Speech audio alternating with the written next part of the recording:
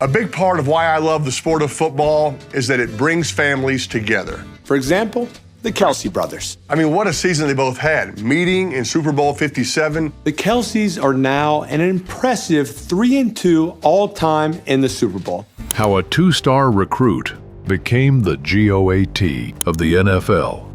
Most NFL players need years to prove themselves, but this two-star recruit didn't just become a star. He rewrote the record books and became the greatest tight end to ever play the game. Jason and I have actually been playing football together since we were little kids, and he was always better than me at everything. From rejection to redemption, from overlooked to unstoppable, from Cleveland Heights to Canton, this is the story of how a two-star recruit became the GOAT of the NFL. This is the Travis Kelce story. Act 1. The Overlooked Underdog. Travis Kelce's journey to greatness began in Cleveland Heights, Ohio, a blue-collar town where dreams were earned, not given. Born October 5, 1989, Travis grew up in the shadow of his older brother Jason, watching him dominate on the football field. Their father Ed worked in steel sales. Their mother Donna was a bank executive. Both parents were athletes themselves, and they instilled a relentless work ethic in their sons. But here's what nobody talks about. Travis wasn't the star everyone expected him to be. At Cleveland Heights High School, Travis was a three-sport athlete, playing football, basketball, and baseball. But football? That was where his heart lived. I've never seen a kid 6'6", 230 pounds at the time, run, jump, and have ball skills, even though he was a quarterback. The problem was he played quarterback, a position that didn't exactly showcase his future NFL potential. His senior year in 2007, Travis threw for 1,523 yards and 21 touchdowns, while rushing for 1,016 yards and 10 more scores. Over 2,500 yards of total offense. All Lake Erie League honors. Impressive numbers, but college scouts? They weren't impressed. Travis Kelce was rated as just a two-star recruit. Programs like Akron, Eastern Michigan, and Miami of Ohio offered him scholarships, but the powerhouses, they passed. Nobody saw what he would become. Nobody except the University of Cincinnati, who took a chance on this undersized, unpolished quarterback from Ohio. And that decision would change football forever. Act 2. The College Transformation. Travis arrived at Cincinnati in 2008 and redshirted his freshman year. When he finally saw the field in 2009, he wasn't playing quarterback anymore. He was running the Wildcat formation as a tight end and quarterback hybrid. 8 rushes, 47 yards, 2 touchdowns, and just 1 reception. Nobody knew what position he was, including the coaches. Then came 2010.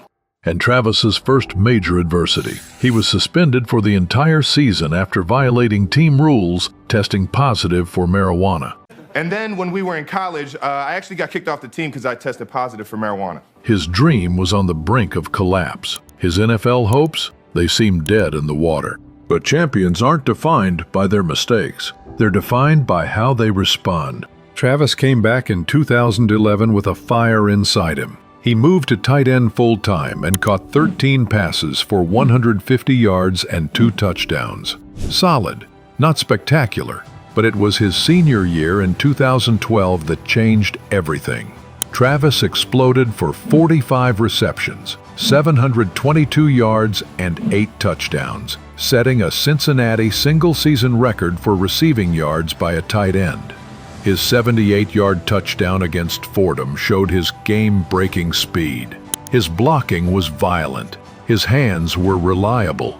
Travis earned first-team All-Conference honors and was named the College Football Performance Awards Tight End of the Year in March 2013. But here's the thing.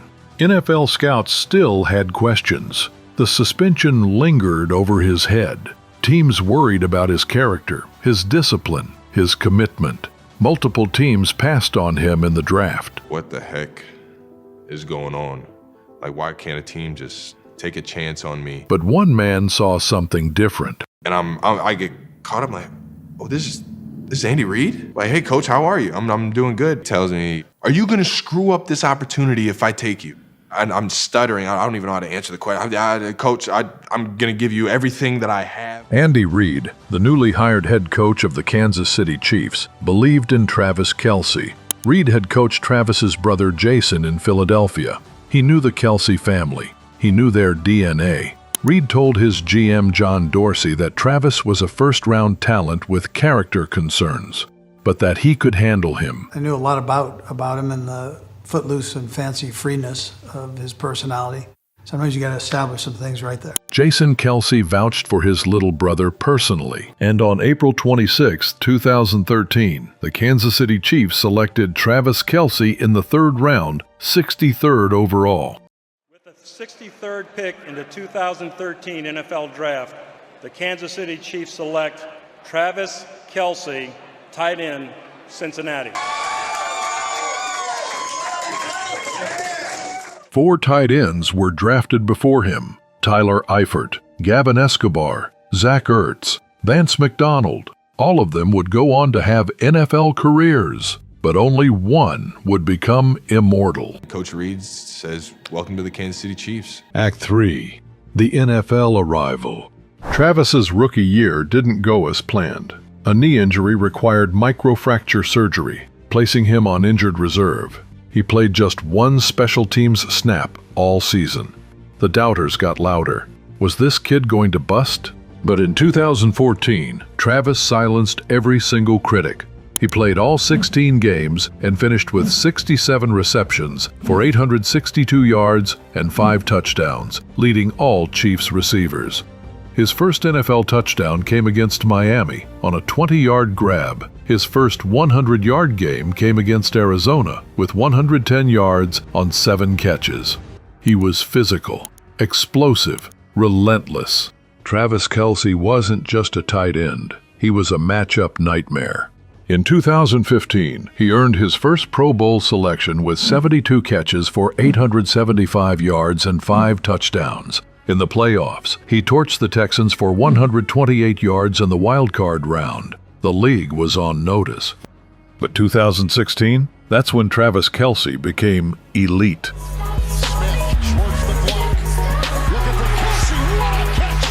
Act 4. Breakthrough into greatness.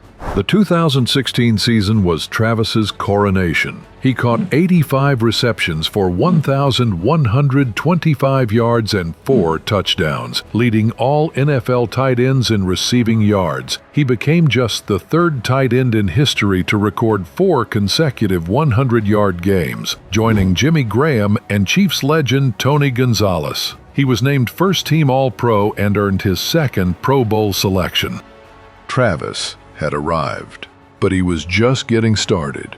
From 2016 to 2022, Travis Kelce did something no tight end in NFL history had ever done. He recorded 7 consecutive 1,000-yard receiving seasons. Rob Gronkowski, 4. Tony Gonzalez, 4. Jason Witten, 4. Travis doubled them all. It wasn't just consistency, it was dominance. Then came 2018, and the arrival of Patrick Mahomes as the Chiefs' starting quarterback. The connection was instant, electric, historic. Mahomes and Kelce became one of the greatest quarterback-tight end duos in NFL history. In 2018, Travis caught 103 passes for 1,336 yards and 10 touchdowns. And then came the 2020 season, the season Travis Kelce became legendary. Act 5. Record-breaking dominance. In 2020, despite playing only 15 games, Travis Kelce caught 105 receptions for 1,416 yards and 11 touchdowns. That 1,416 receiving yards set an NFL record for tight ends, shattering George Kittle's previous mark. No tight end had ever done what Travis did that season, and he made it look effortless. But it was in December 2024 that Travis gave us one of the most iconic moments in NFL history. Against the Steelers on Christmas Day 2024, Travis caught his 77th career touchdown, surpassing Tony Gonzalez for the most touchdown receptions in Chiefs franchise history. What did he do? He dunked the ball over the goalpost, just like Gonzalez used to do. The NFL fined him $14,069 for using the goalpost as a prop. Tony Gonzalez said he'd pay the fine himself. That's respect. That's legacy. I want to see him dunk. You'll pay the fine? If he dunks it, I will pay that fine. There you guys want to see Travis Kelce dunk it when he scores this touchdown today? By December 2022, Travis reached another milestone that cemented his place among the all-time greats. Against the Denver Broncos, he became the 5th tight end in NFL history to reach 10,000 career receiving yards, and he did it in just 140 games, faster than any tight end ever. Tony Gonzalez took 177 games. Travis shattered that record by 37 games. How a two-star recruit became the GOAT wasn't just about talent. It was about relentless preparation, unmatched football IQ, and a refusal to accept anything less than greatness. Act 6. Super Bowl Dynasty. Super Bowl 54, February 2020. The Kansas City Chiefs trailed the San Francisco 49ers 20-10 in the fourth quarter. Most teams would have panicked. Not Patrick Mahomes. Not Travis Kelce. The Chiefs stormed back with 21 unanswered points to win 31-20. Travis caught 6 passes for 43 yards and a touchdown, his first Super Bowl ring. But Travis wasn't satisfied with one. The 2022 season brought crushing playoff records. In the divisional round against the Jaguars, Travis set an NFL postseason single-game record for a tight end with 14 receptions for 96 yards and 2 touchdowns. Nobody had ever caught 14 balls in a playoff game as a tight end. Travis made history. Then came Super Bowl 57, February 2023, Kansas City versus Philadelphia. But this wasn't just any Super Bowl. This was the first Super Bowl in history where 2 brothers played against each other as players. Travis Kelce versus Jason Kelce. Chiefs versus Eagles. The Kelce Bowl. Their mother Donna wore a split jersey, half red, half green. She sat next to NFL Commissioner Roger Goodell. The entire sports world watched this family drama unfold. Travis caught 6 passes for 81 yards and a touchdown, including a score on the opening drive. The Chiefs won 38-35. Travis hugged his brother on the field after the game, tears in both their eyes. When asked what he said to Jason, Travis said, "There's nothing I can say to him other than I love him."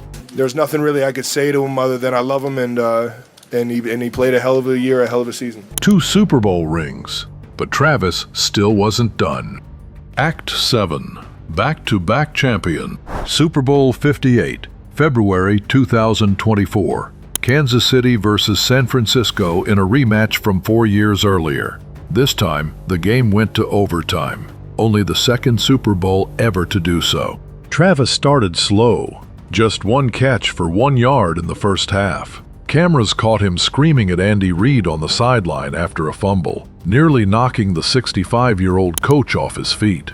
People questioned his composure. Then came the second half. Travis exploded for 8 catches and 92 yards in the second half and overtime, finishing with 9 receptions for 93 yards. With 16 seconds left in regulation and the Chiefs trailing by 3, Travis caught a crucial 22-yard gain on 3rd and 7 to set up the game-tying field goal. Next-gen stats clocked him at 19.68 miles per hour on that play, his fastest speed as a ball carrier in 7 seasons. In overtime, Travis delivered again, a tough 7-yard gain that set up Mecole Hardman's game-winning touchdown. Final score, Chiefs 25, 49ers 22. Travis Kelce was now a 3-time Super Bowl champion. The Chiefs became the first team to win back-to-back Super Bowls in 19 years. Travis and Patrick Mahomes had built a dynasty. But Travis's impact went far beyond the field. Act 8, Cultural Icon. In September 2022, Travis and Jason launched their podcast New Heights, discussing NFL news, their games, and pop culture. Within weeks, it became the most listened to sports podcast on Spotify. The show won Sports Illustrated's Sports Podcast of the Year. and in 2024 was ranked the 8th most popular podcast in the United States on Apple Podcasts. In March 2023, Travis hosted Saturday Night Live, delivering sketches with confidence and charisma that proved he was more than just an athlete. He was an entertainer. But nothing prepared the world for what happened next. In July 2023, Travis attended Taylor Swift's Eras Tour concert at Arrowhead Stadium. He wanted to give her a friendship bracelet with his phone number on it, but her pre-show rituals prevented him from meeting her. So Travis did what any shot caller would do. He went on his podcast and told the world he was disappointed he couldn't meet her. You're up on Taylor Swift concerts. There are friendship bracelets, and I received a bunch of them being there, but I wanted to give Taylor Swift one with my number on it. Not right now. Ooh, yeah. Your number's in 87 or your phone number? You know which one. Taylor Swift saw it, and she reached out.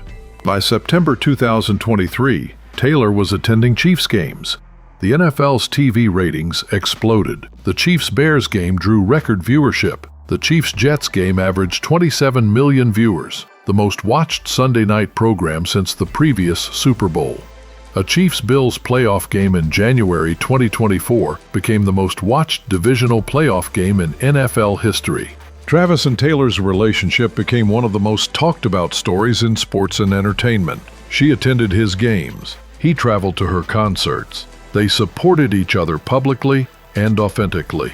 In August 2025, Taylor appeared on New Heights, announcing her new album, The Life of a Showgirl. This is my brand new album. We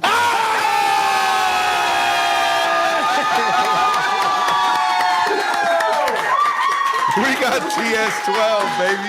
This is my brand new album. It's called The Life of a Showgirl. The podcast skyrocketed to #1 on Apple Podcasts. Later that month, Travis and Taylor announced their engagement, one of Instagram's top 10 most liked posts ever. How a two-star recruit became the GOAT wasn't just about football anymore. Travis Kelce had transcended the sport. Act 9.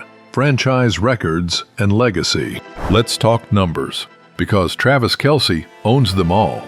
Most career receiving yards by a tight end in a single season, 1,416 yards. 2020. Most consecutive 1,000-yard seasons by a tight end, 7 seasons, 2016 to 2022. Fastest tight end to reach 10,000 receiving yards, 140 games. Most career postseason receptions by any player, 170-plus catches, passing Jerry Rice's 151. Most receiving yards by a tight end in postseason history, 2,000-plus yards. NFL record for 100-yard games by a tight end, 46-plus games including playoffs. Chiefs franchise records. Most receptions, 1,004. Most receiving yards, 12,151. Most touchdown receptions, 77. As of October 23, 2025. 10 Pro Bowl selections, 2015 to 2024. 7 All-Pro selections, 4 first team, 3 second team. 3 Super Bowl championships, 54, 57, 58. Named to the NFL 2010's All-Decade Team. In Super Bowl 59 in February 2025, Travis broke Jerry Rice's record for most Super Bowl receptions, finishing with 35 career Super Bowl receptions catches, though the Chiefs fell to the Eagles 40-22 in a rematch with his brother's former team. Travis Kelce isn't just great, he's the greatest tight end to ever play the game. From a 2-star recruit to the greatest tight end in NFL history. From Cleveland Heights to Canton. From overlooked to unstoppable. Travis Kelce didn't just beat the odds, he obliterated them. 3 Super Bowl rings, every tight end record imaginable. A cultural phenomenon that transcended football. How a 2-star recruit became the GOAT. By never accepting no for an answer. By turning every doubt into fuel. By proving that greatness isn't given, it's earned. Travis Kelce is the GOAT, and his story is far from over. If you loved this story, smash that like button and subscribe to our channel for more legendary NFL journeys. Drop a comment telling us who you want to see next. From 2-star to GOAT, that's what we do here. End Zone Exposed is where the truth always scores.